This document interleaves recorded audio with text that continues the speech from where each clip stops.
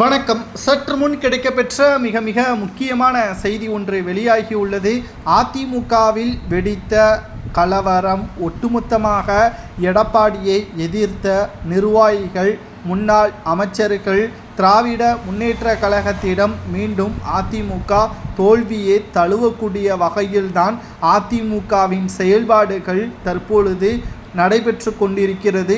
ஓபிஎஸ்ஸிற்கு சாதகமாக தேர்தல் ஆணையம் வெளியிட்டுள்ள முடிவால் நீதிமன்றமும் அதிமுகவில் ஓபிஎஸ் அவர்களை இணைப்பது பற்றியான நடவடிக்கைகளை ஆதாரங்கள் மூலமாகவும் எழுத்துப்பூர்வமாகவும் நீதிமன்றத்தில் சமர்ப்பிக்க வேண்டும்.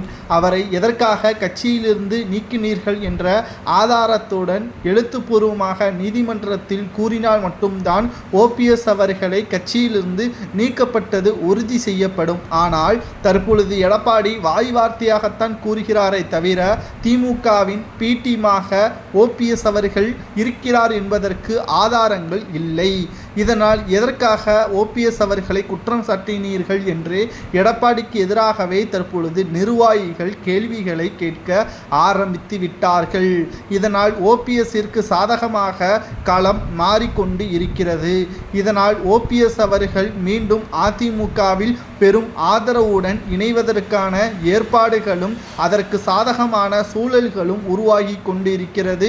நிச்சயம் சட்டமன்ற தேர்தலுக்கு முன்பாக அதிமுக மீண்டும் ஒன்றிணையும். அதில் ஓபிஎஸ்ஸிற்கு மிக முக்கியமான பதவி வழங்கப்படும்.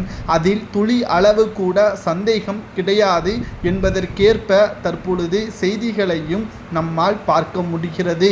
அனைத்திந்திய அண்ணா திராவிட முன்னேற்ற கழகத்தில் ஓபிஎஸ்ஸிற்கு ஆதரவாக மிக பெரிய அளவிலான எதிர்ப்புகள் இதற்கு முன்பால் இருந்தது. ஆனால் இப்பொழுது ஓபிஎஸ் அவர்களுக்கு ஆதரவாக மாவட்ட செயலாளர்களது எண்ணிக்கை அதிகமாகி கொண்டிருக்கிறது.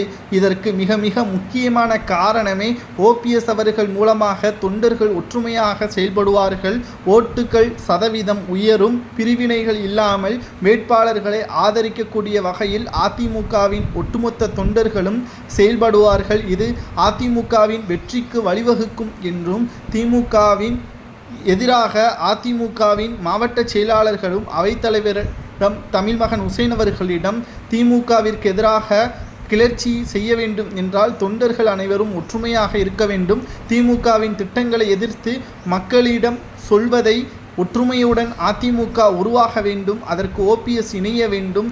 எடப்பாடி குற்றம் சாட்டியதற்கு ஆதாரம் இல்லாத காரணத்தினால் எடப்பாடியை நாங்கள் எதிர்க்கிறோம் என்றும் கூறி